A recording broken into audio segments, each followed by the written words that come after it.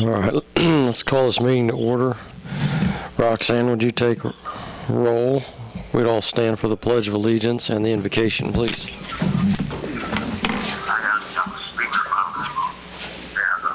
I pledge allegiance to the flag of the United States of America and to the republic for which it stands.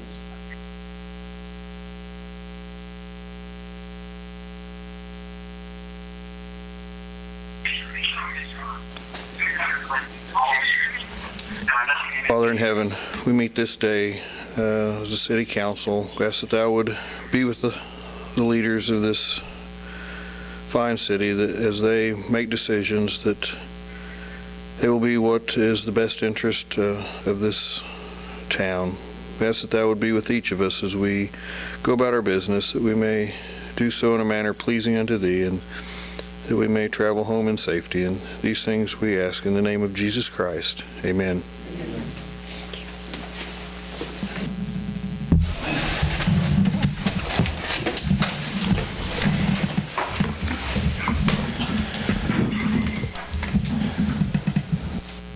Does anybody have any comments regarding the agenda for this evening?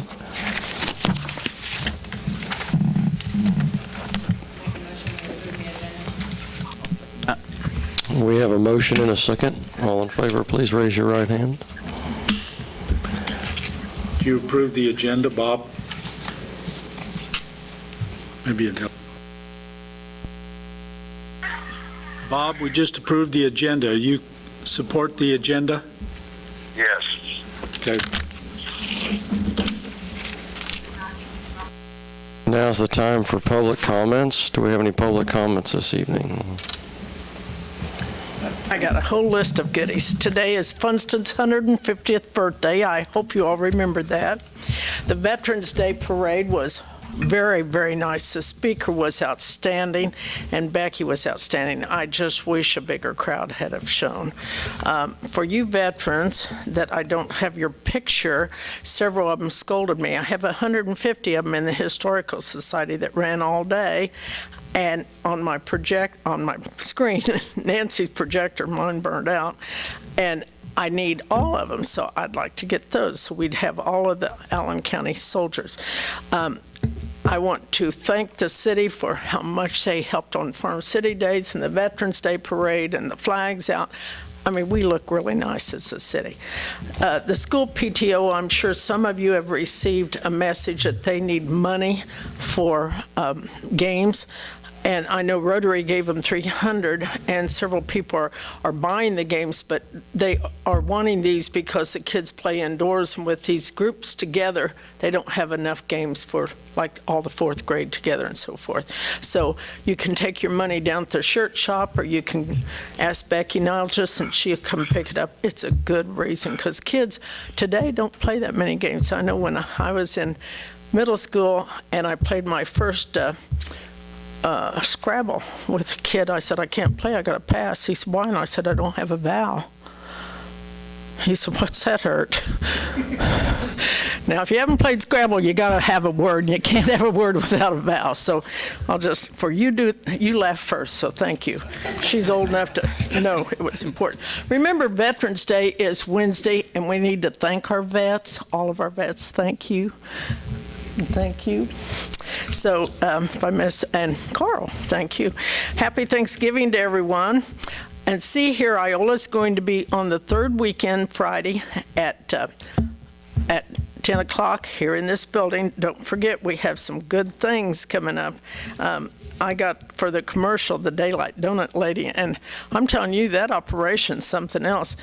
I didn't know what it took to make donuts, and I'm a baker. I bake all sorts of stuff, but I'm telling you, they worked to put that thing together, and I took a bunch of pictures for her. Vespers is the second Sunday at 3 o'clock at the Methodist Church, and it's worth seeing and hearing if you haven't been there. I know Bev's been there a lot of years. I've seen her there, but that's something that everyone should come to at least once. It's pretty neat. So, thank you. What's the date on that? See here, Iola. 20th, isn't it, Carl? That third week. I know at home.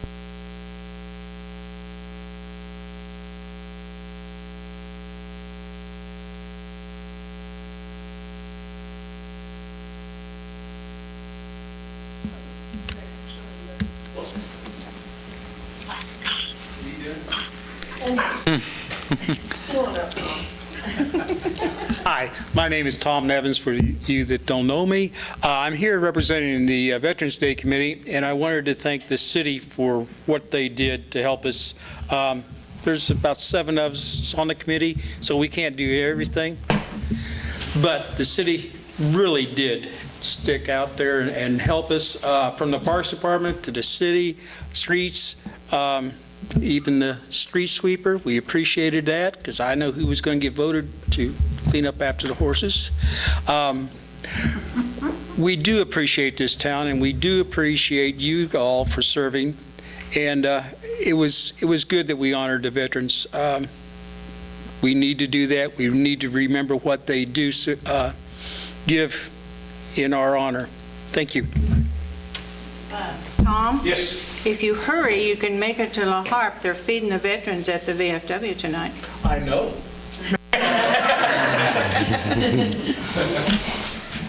Thank you. Do we have any other public comments? All right. Appreciate it. Consent agenda. Does the council have any comments or discussion on the consent agenda this evening? I have a question. I noticed that you pay Cox Communication $3,440.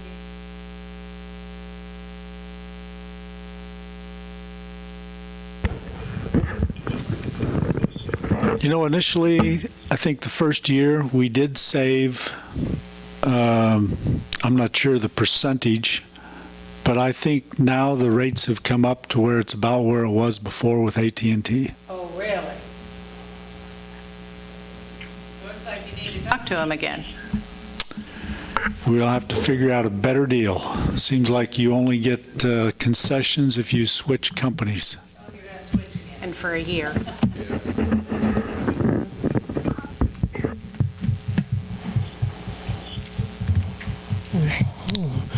Good point, Beverly. Do we have any other comments? I don't. I make a motion we approve. I'll second that. We have a motion and a second. All in favor, please raise your right hand. Is that a vote for the consent agenda, Bob? Yes. Thank you. All right. Moving on to the roundtable, item A, electric power production and wind energy. Okay, invited Scott Shreve from EMG to come down and talk to us a little bit about a proposal we've been considering at our monthly meetings. We buy power from various sources, and this is an opportunity to diversify a little bit and get a little green energy into our mix. So, Scott, please. And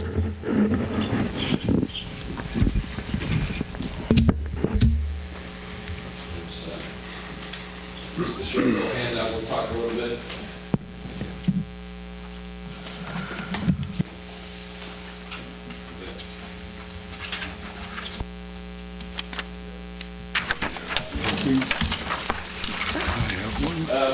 What I'm handing out here is, really, I think we might want to kind of back up a little bit and just, we think it's always good to know kind of where you've been and what you're doing and kind of where we're going. The top numbers there from 2010 to through October of this year is the amount of kilowatt hours that you guys bought wholesale from, we'll kind of talk about a little bit, from KPP, and then you went on your own with Southwind Energy Group here. And so kind of your kilowatt hours is kind of your, if you will, the units of measure that you guys eventually sell to your residential, commercial, and industrial customers. And then your total bill of $2.2 million to almost just under $7 million, and now it's dropped under there. And I guess the reason I want to show you that is you were with the KPP, Kansas Power Pool, in 2010, 11, 12, and in 13, in October of 2013, you got away from the Kansas Power Pool and you joined the Southwind Energy Group, which is Chanute, Iola, Sabetha, Fredonia, Centralia, and Arcadia. And what you've done is basically that that allowed you, before you were kind of a full requirements customer, you had to buy all your power from Kansas Power Pool, and you couldn't really take advantage of your generation. With the Southwind Energy Group, you're able to do whatever you want to, quite honestly. And if we can find power for 2 or 3 cents and you guys want to buy it, you're more than welcome to do that. Doesn't have to be all a consensus, all 6 doesn't have to buy, one can buy, or 3 or whatever. So we got a whole lot more flexibility. And when we talk about that, that's what Carl, then we talk about bringing on this wind project that we're kind of working on. But I did want to show you that I know the KPP bills continue to rise, and in 2014, you guys saved about $10 or a penny per kilowatt hour, and that equates to almost $1.2 million that the city saved. Now, what that means is that's basically just a straight pass-through to your customers. It's through the ECA. You have a minimum that you basically, in your rates, you've got a part of that electric retail rate that you have to all your customers. A portion of that rate has the fuel cost, power cost in there. Anything above that number, Roxanne and her group will add each month, will add a penny and a half or 2 cents or whatever it is, adder to the bill. And so that's the fuel adjustment, or ECA. I don't know exactly, Roxanne. I think it's the fuel adjustment is X, and that's $1. It's about a penny and a half or 2 cents per kilowatt hour. So I guess what I'm saying is, if you didn't do that, that'd be a 2.5 cents or 3.5 cents to your end customer. So the city overall didn't save, in your budget wise, I guess you saved $1 million in your expenses on your wholesale power, but that's immediate pass through to your customers. And so good news, I guess. And that's why I guess I always kind of to have a chance to kind of sit back and realize the things you're doing. But if you can see those prices there, the dollars per kilowatt hour, you were 5.2 cents in 2010, and 2014 and 2015 were at 5.1 cents. So we're back to 2009, 2010 costs that we had. So because you guys have generation on the ground, and we'll talk a little bit about that again, it gives you the ability, because you have that generation, you can go to the market and buy cheaper energy than what it costs you to generate. And so the market right now, with natural gas prices being so low, the energy right now is about 2 cents per kilowatt hour on the market. And so because you have generation, and so that's kind of the top part. This chart here kind of shows, and I think you've also got the same chart here, but it basically from October to September, or usually January through December. But this red line is your hourly load profile. That's what your city looks like when, obviously in the summertime, June, July, August, that's when more air conditioning, more electric load is, and you jump up to about 25 megawatts now. Your load has come down. It was about 28 or 29 when Holodex was going hot and heavy, and some other customers were going pretty good, I guess. And so your load now is about 25 megawatts. You have about 22.5 megawatts. If you remember, you've got the 10 megawatts of Wartsville and about 12.5 of the diesel. So that totals about 22.5. And so each year you guys have the ability, through the Southwind Energy Group, if you draw a line there at 22.5 megawatts, you see that you're about 2.5. Your peak's about 25 or a little bit above there. Those red lines there. So every year we've got to buy enough generation from somebody else to cover our load, and we do that through Chanute and Sabetha. They've got excess capacity. So that's kind of all that said, we're able to save a lot of money through this new group versus the Kansas Power Pool.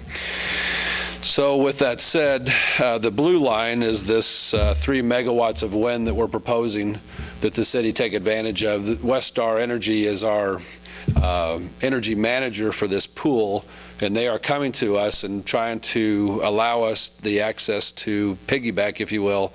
They're looking to buy 200 megawatts of wind, and really what we're doing is we're just kind of tagging along, and we're going to add another 10 megawatts to this facility. So economies of scale, instead of us buying 10 megawatts of wind and putting it in the backyards, it's going to be a whole lot more expensive than taking advantage of the Westar piece. So we really can't talk about prices here. Obviously, it's kind of confidential right now. We're kind of working on that, but we're going to probably, next meeting, we may want to come back to you, and they're going to want a pretty quick answer as far as purchasing it. And again, I think you'll have some information between now and then. But you can see that blue line is, again, 3 megawatts that the wind typically will blow at night, and typically on the shoulder months, would be like April. When you see the loads are down there, April, May, back in October and November, when the loads are lower, that's typically when the wind blows more, and it's at night and when your loads are down. So it's kind of a counterproductive, but a lot of people are going to wind. Prices are really coming down with incentives, and so we're looking to encourage the city of Iola to purchase 3 megawatts probably of wind through this agreement with Westar. Again, you don't have to. There's no obligation just because Chanute and others may or may not do it. It's all up to you, but we believe and you'll see the prices that we believe that it's a good project. And then just kind of overall is just your retail rates are compared to Westar and others, you're below the rates in all categories except for the very largest, and you're right there with Westar. So again, because you're able to buy purchase power so cheaply, you're able to be really competitive with your prices as when other industrial customers may come along for economic development. So really, that's kind of all in a nutshell. I don't know if there's anything in particular, Carl, that I missed, but just kind of the better load factor you guys have, the more industrial customers, the better load and more incentives we bring for customers, we're able to bring the load up to more of a level load, and that helps us all in pricing and helps drive your prices down. So with that, well, I just might mention on the last page of the information I put together for this is the June 2015 numbers. It has a bunch of red at the top of the page. I guess mine's red, yours is not. But you can see the different cities in the SEG group, Southwind Energy Group, and we pay SPP activity, that's transmission. Southwest Power Pool governs all of the Midwest from North Dakota down to Texas. And then we pay Westar, KCP&L. We have some SPA that we purchase through KMEA, that's hydropower out of Arkansas. So we have some different places we buy from. And at the bottom there, you'll see the graph that Scott was talking about. Our base load is the minimum that we consistently use on a daily basis. So that's the power block that we buy at the cheapest rate. And if we put in, it looks like that line is at about 9 megawatts. If we put in, say, 3 megawatts of wind energy, that we would just substitute that power for a little bit that we buy from our current contract on our base load is with Kansas City Power and Light. And the price that they're offering is significantly lower than what we're currently paying for that base load. So we just feel like it's a good deal to buy into a little bit of that cheaper power, just save us a little bit on our overall energy bill. That particular graph is a particular month, and that we're able to, with the contract we have, we're able to lower or raise that, again, based on prices. If the market is a lot higher, we're able to buy more of the base load, and if the market's less, as Carl is right now, prices are so low, we'd take the minimum that we can and then take a lot more from the market. So yeah, we're just trying gives us, I think what Carl's trying to show is the diversity we have, and we're just trying to look for different, again, just like you would with your stocks or bonds, or your just have a different portfolio. So we will have, we're planning on having an agreement at our next city council meeting. As Scott said, it will not be a capital purchase like an investment in the wind farm itself. It's just a power purchase agreement to buy a certain amount of power through Westar. And then we will negotiate on I'm not sure what term that we'll make on the commitment on the rate, whether it's 1 year, 3 years, or 5 years, but we'll basically make an agreement to buy a certain block of power, and then the rate is negotiated. typically we're talking about either a 10 or a 20-year contract. So these are longer. This wind one would be a longer-term contract than the other contracts we're talking about. So this one may be a longer-term contract. How long do the incentives last on the wind? They're really rolling out, who knows, but for now, they're good through 2016, so that's why kind of that whole push is to get these contracts put together and trying to take advantage of all the federal tax credits. In fact, there's some that we're also looking for as solar, and solar has the same tax credits, a little different, but the federal tax credits for 30% of the project could have the income tax credit. So at least with this power purchase agreement, whether the commodity or the subsidies end or not, would not affect our price that we would get. We would probably take this contract, if it goes, we would probably take that December 29th of next year, and it would run for 20 years. So that's typically how those are going, but it's a good question. We're trying to get, everybody's trying to get those incentives, but we're indifferent. Like I said, it's a PPA. They provide us a kilowatt hour, we pay them X for that kilowatt hour. So it's really their obligation. If it doesn't spin it, we don't get any. We don't get it, we don't pay them.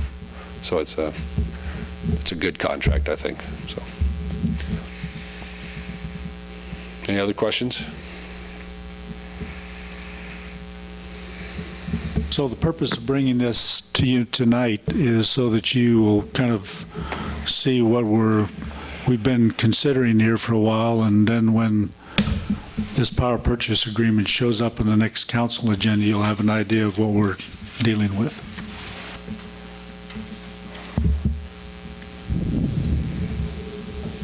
Thank you, Scott. Thank you. Have a good drive back. Thank you. Thank you.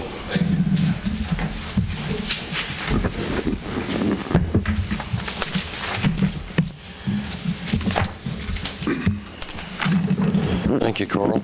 Moving on to item B, the Planning Commission's role. What have you got for us there? Well, originally I had proposed this to be on the agenda to talk a little bit about the process of the development at the old hospital site, but since David Toland was not able to make it, we pushed that off to another meeting. But I thought it would be worthwhile just to review the role of the Planning Commission in the development process. Planning commissions are a standard feature anywhere you go in the United States. In the state of Kansas, the requirement is to have at least 5 members, preferably 7, and we have 7. 2 of the 7 are supposed to be outside of the city limits, but within a 3-mile extraterritorial zone. And that's primarily because most cities control a zoning within a 3-mile radius of the perimeter of the city. In Allen County, they have elected to have zoning, so they actually control that 3-mile radius. If they did not have zoning, then we would control development within a 3-mile limit of the city, and that allows the city to have a little more say in the perimeter in terms of what roads are built, what houses are developed, and have a little more say in that regard. So the Planning Commission, their purpose is to review all development proposals and be apolitical.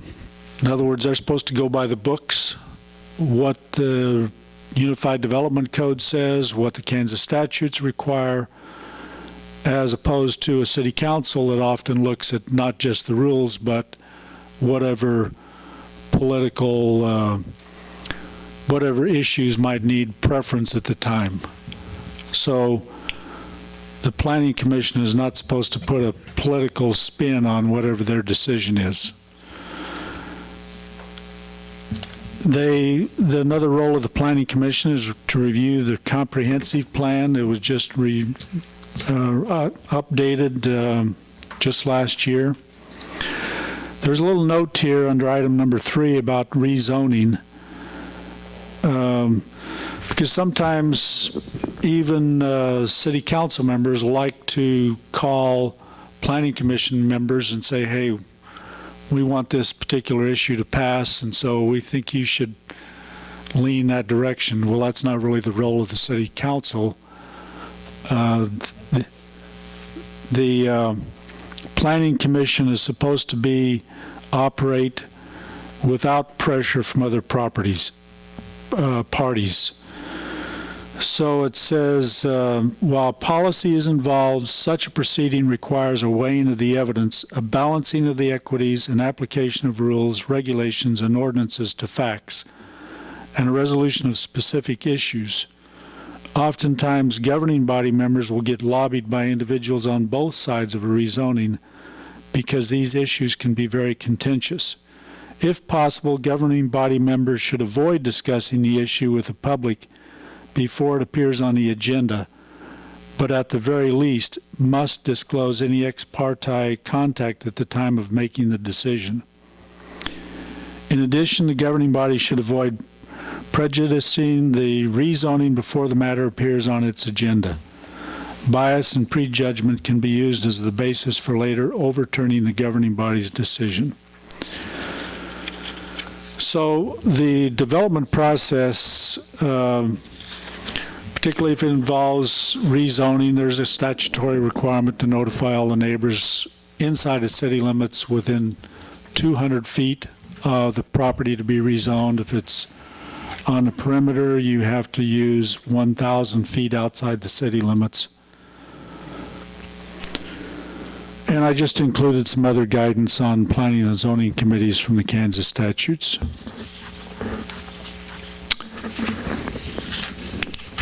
And I think the Planning Commission members are very conscientious about studying the issues and making sure whatever the proposal is that it meets our Unified Development Code, which in regard to plating and development, it has not been updated since, I think, 1992.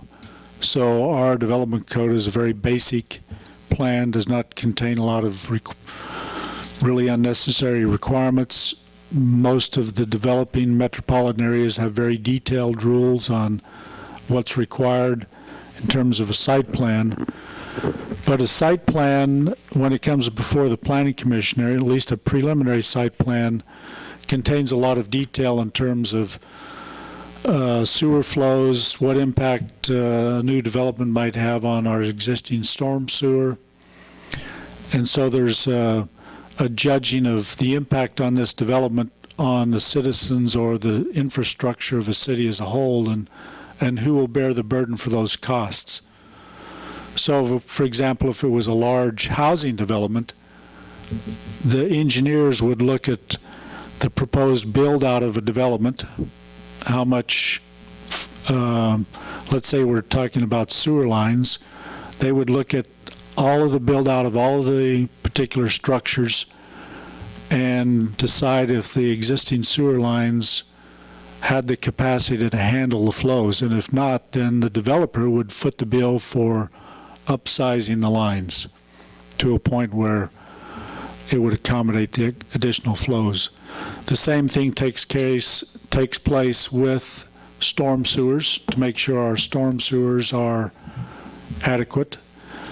And if it's even if it's on a piece of property that was developed prior, but there's a change of use and a completely new structure, then you have to look at the existing rules in place at the time of the new development.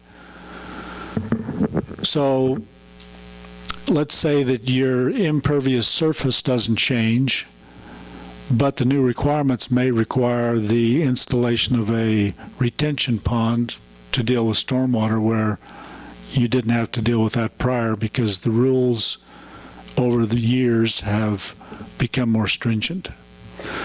So that's all of the kind of things that you normally see when a site plan is proposed.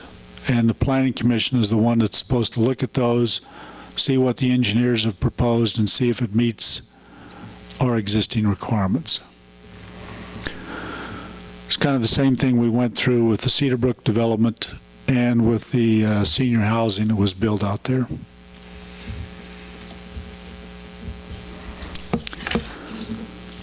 Any questions, comments?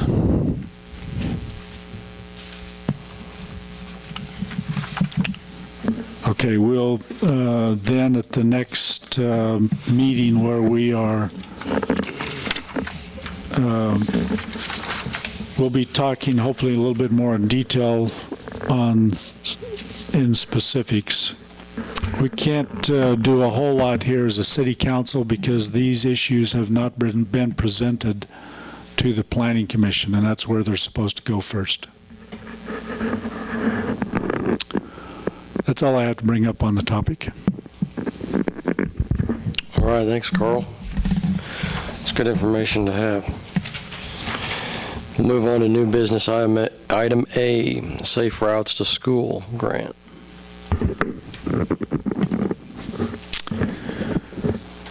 In 2014, the City of Iola and USD 257 were awarded a Phase 1 Safe Routes to School grant in the amount of $15,000. Most of the work in putting that together was Shonda Jeffries, our code enforcement officer.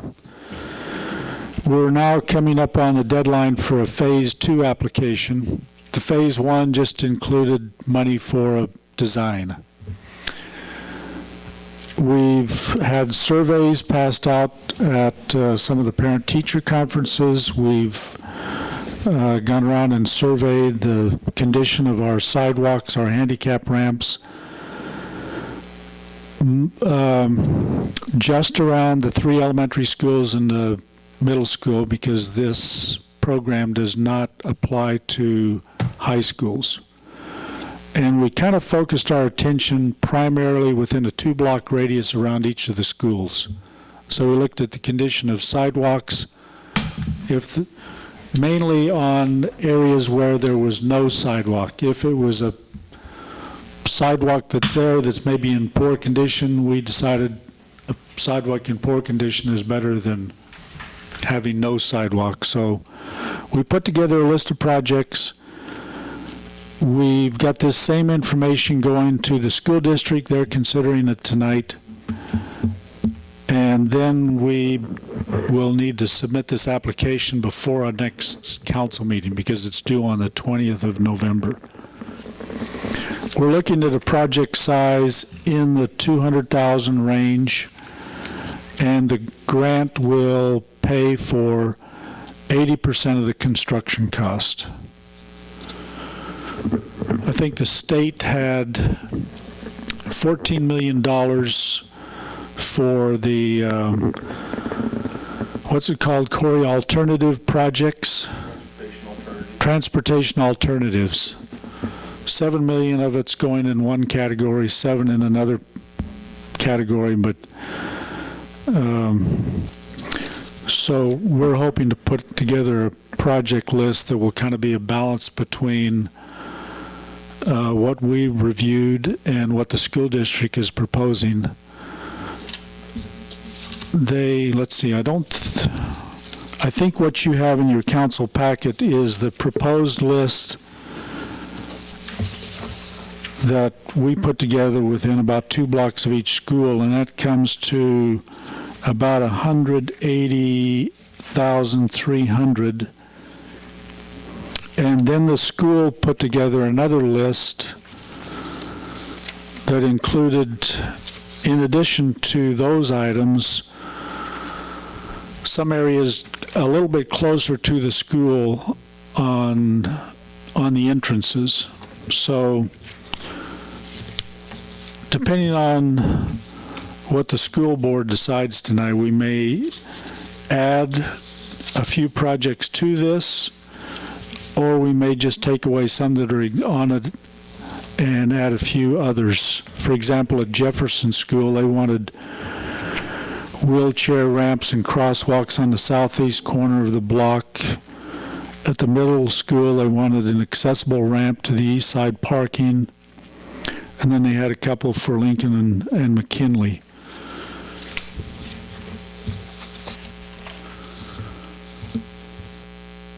Any questions or comments at this point?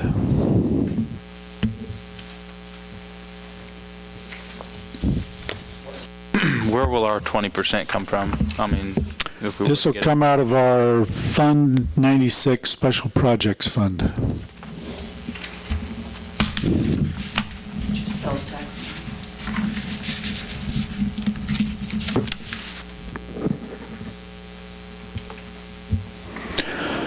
Something that's needed around most of the schools, because you drive around and look, and it's pretty sad in places. Is it our crews doing the work? No.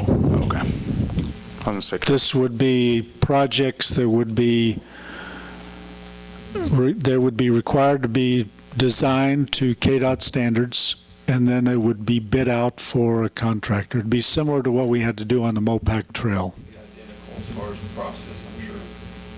We'll pay 100% of design, whatever that.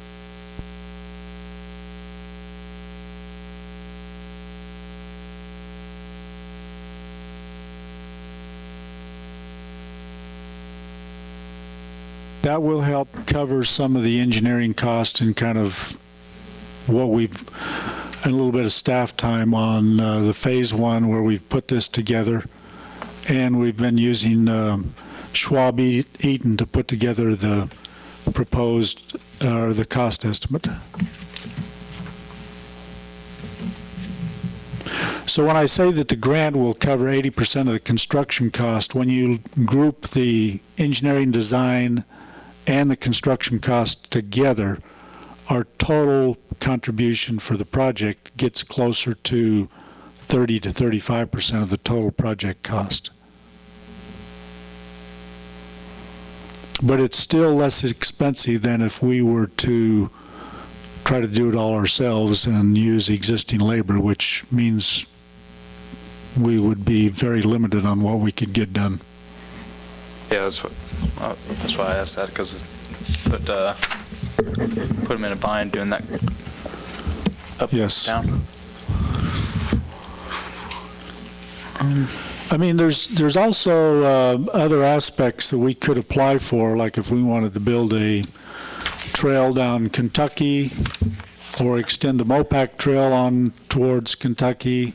I think this needs to be We done. could add more to it, but we thought that we have a pretty good shot at getting it because we've already been awarded phase one, and it's something that kind of benefits the whole community.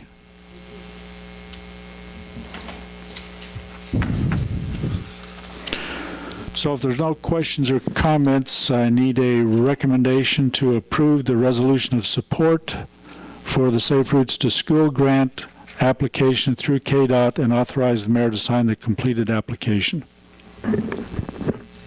I would make that recommendation to approve the Safe Routes to School grant application and authorize the mayor to sign the completed application. Second that. We've got a motion and a second. All in favor, please raise your right hand.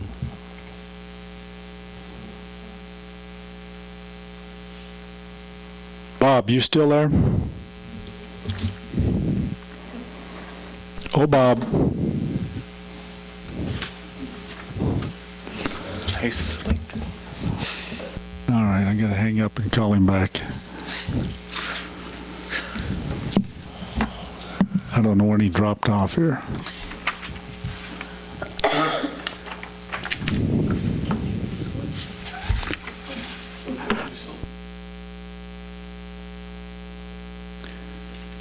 Hello, Bob. This is Carl Slaw again.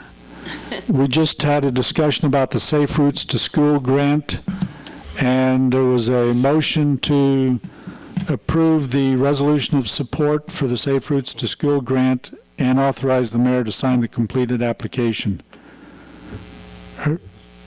You vote yes. Okay, thank you. I think that was the last item that we needed a vote on. All right, thanks, Bob. All right, very good. Thank you, Carl. Moving on, I just want to say thank you to all of our veterans and to everybody that put on the parade Saturday. and all the festivities. The speech, as noted, was excellent, as was the music, the singing. It was very nice. Nancy? Just a few things. Again, just on Halloween, the police department in Kiwanis put on Boo Bash for the kids. Had a great turnout. We had 283 kids come through. It was $5 for the kids to get in. They got a hot dog, popcorn, a drink. There were 10 different games they could play and win prizes. We had bounce houses for them. There was a hayrack ride and a train ride. So I think we had a really good turnout, considering it was our first year doing it and that it was actually on Halloween. Lots of kids had lots of fun. And we had excellent volunteer help.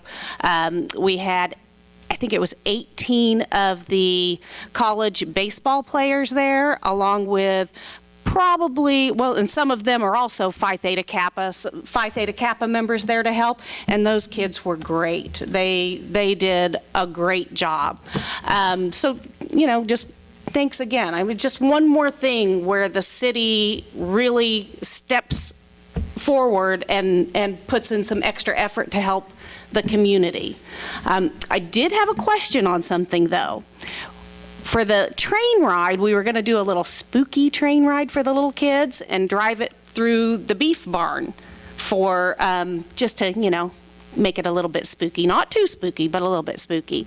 So we got a hold of the fair board and asked about using that beef barn, and we were going to have to pay them to use the beef barn. One of them said $50, one of them said $75, and if we used electricity, we were going to have to pay for that. And I just started kind of questioning, okay, so what does the fair board own, and do they own this building, and do we charge them to use things? And so I just kind of questioned that. I thought it was really odd that something that the city was putting on with Kiwanis, the money that was being raised was a fundraiser. Of course, Kiwanis gives back to the kids in the community. The money that the police department raised goes into their community fund, which helps with the fishing derby and Project Care and different things like that. And I just was a little taken aback by that and didn't know how our arrangement or agreements work with the fair board. So just kind of curious. We did not use it. We were on a limited budget anyway. Neither group made a lot of money, but we made some money that we'll be able to put toward it for next year and buy prizes and everything again. So no, we did not use it because we just felt like another $75 to drive through the beef barn really wasn't going to be worth it. So just curious. I don't know what agreements are, so just thought I'd ask. Well, I think that's something we can work on for the future in terms of cooperative sharing of facilities. I know the Fair Board uses the back office here, and they kind of occupy that space. We use it for executive sessions, but pretty much this is our building. We allow them to use it. So I think that's something we can just work on in the future.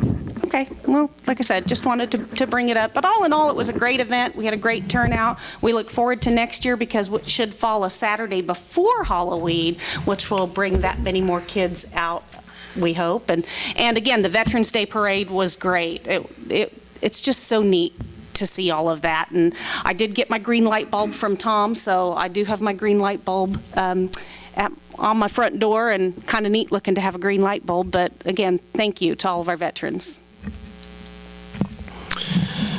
Thank you, Nancy. Beverly?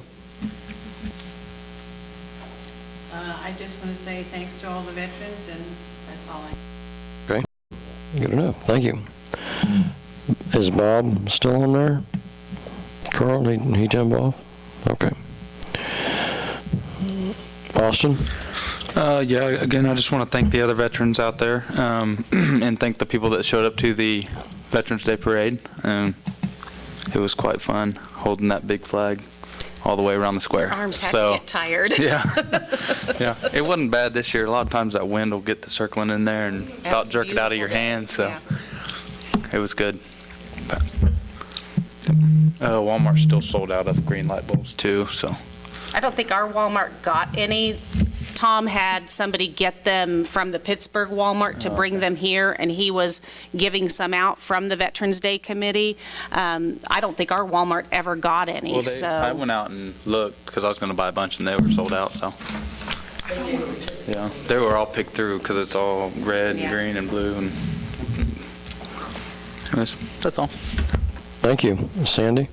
Just want to say thank you to all the veterans. We appreciate your service and dedication to our country. That's it. Excellent, thank you. Carl? Just a couple of items to mention, information I put in your agenda packet. We received the revised contract for the Unix control system upgrade on the Wardsilla, and it's presently being reviewed by our city attorney.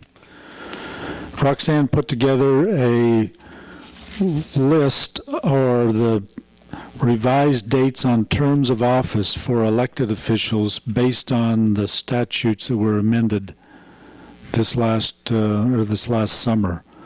So a good deal for city council members. Instead of having your terms expire in April, they go to November. So you get an extra bonus service length. You actually have to serve till January. That's fun.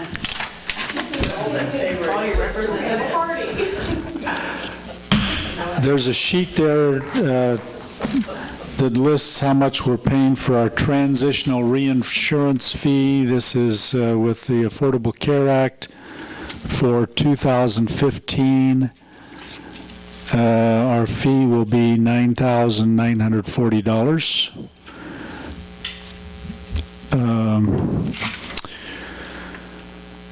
There was a request, Beverly, at the last meeting to put pavement markings on Kentucky Street. We did a little checking on what the rules are in terms of striping, so that we would make sure, if it was the council's decision to do this, what kind of the guidelines are. And we're not required to stripe all streets, but generally arterials or collector streets are the ones that we would more likely stripe. And then there's guidance on the width of the road and when it makes sense to do that. The width of Kentucky from Oregon south to Miller is 22 feet wide. From Miller south to North Dakota is 25 feet. And based on discussions with an engineer and based on the guidelines that we have, if we were to stripe it, they recommended we would only put a center line and not both a center line and edge markings on both sides. You know, those signs, the ones along the side, I go home.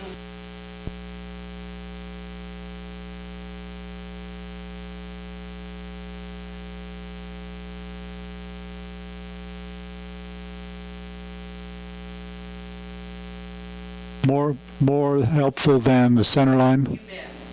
Is that because it's white and not yellow? Well, I think you could see it better, yes, because it was white. But it was really.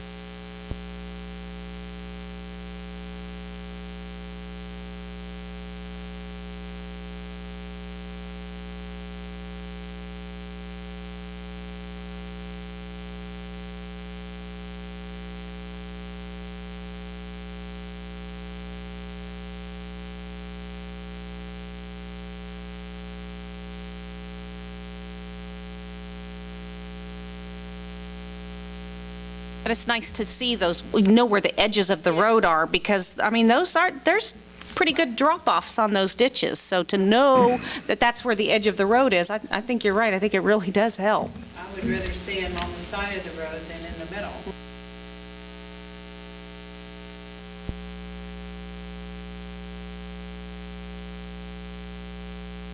When I was reading this, I was kind of agreeing with that too, that the center really, I guess, isn't that beneficial compared to the side lines. I would think the edge. But if we can't do it that way, then How do you feel about it, Mayor? I think that we should put them all in. I mean, you still have your 10-foot lane width. You won't, if you put them stripes in off the edge of the road, where you, I mean, if you fill them in.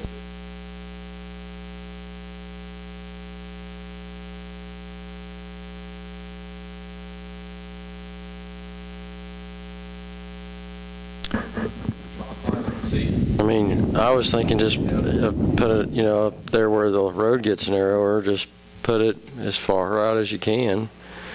And, you know, sometimes when you meet oncoming traffic at night and they've got bright lights, sometimes I look for those white lines because that's all I can see.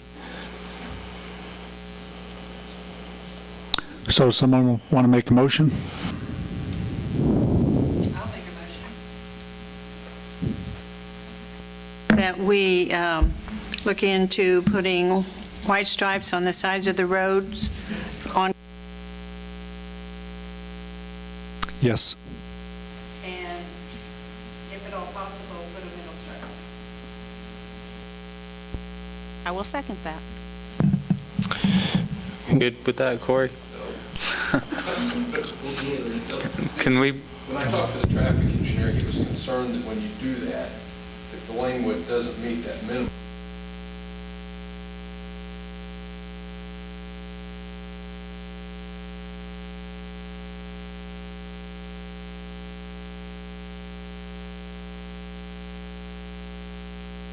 If nothing else, though, I mean, yeah, people might straddle the yellow or something, but at least it gives you kind of guidelines when visibility is low. Now, I don't think we should go out there and give tickets if people ride on the yellow line or something, but I think having lines would help. So, but the mayor has said that it.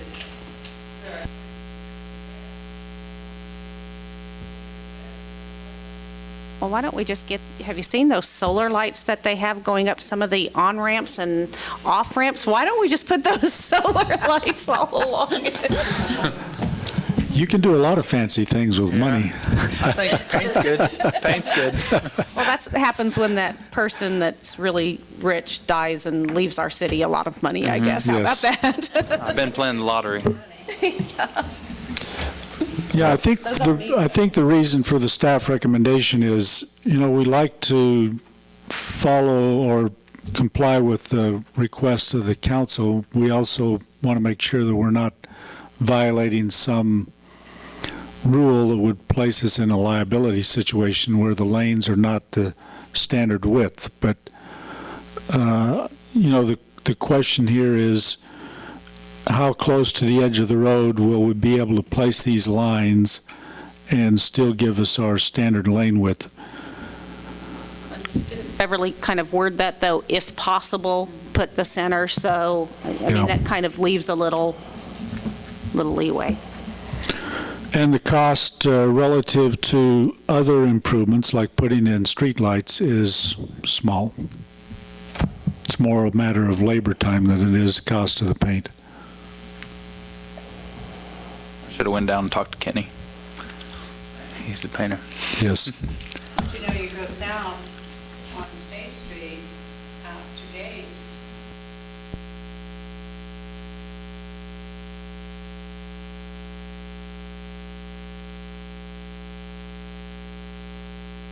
So, We've got a motion and a second. Do we have any other discussion?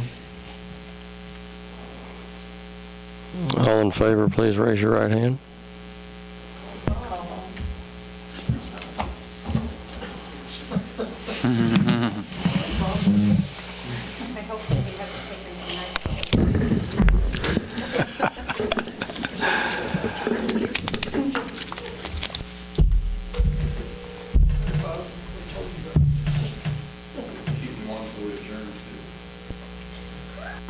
stay here all night.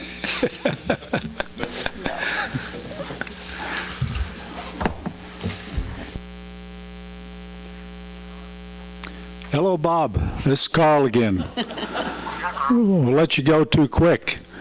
We've had another item on the agenda, the Kentucky Street pavement markings. We had a motion from Beverly and a second from Austin to request the staff to paint lines on Kentucky Street. How do you, pardon? You vote yes. Okay, why don't you stay on the line here? We're close to being adjourned. So we can get so we can have a complete quorum here until we finish.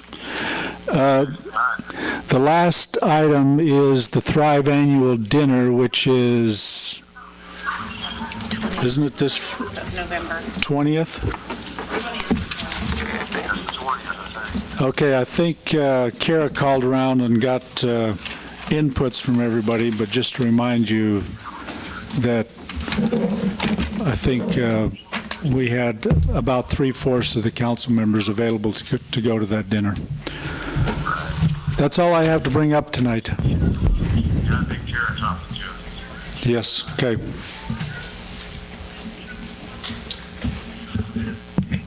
All right, I need a motion. I make a motion to adjourn. I will second it.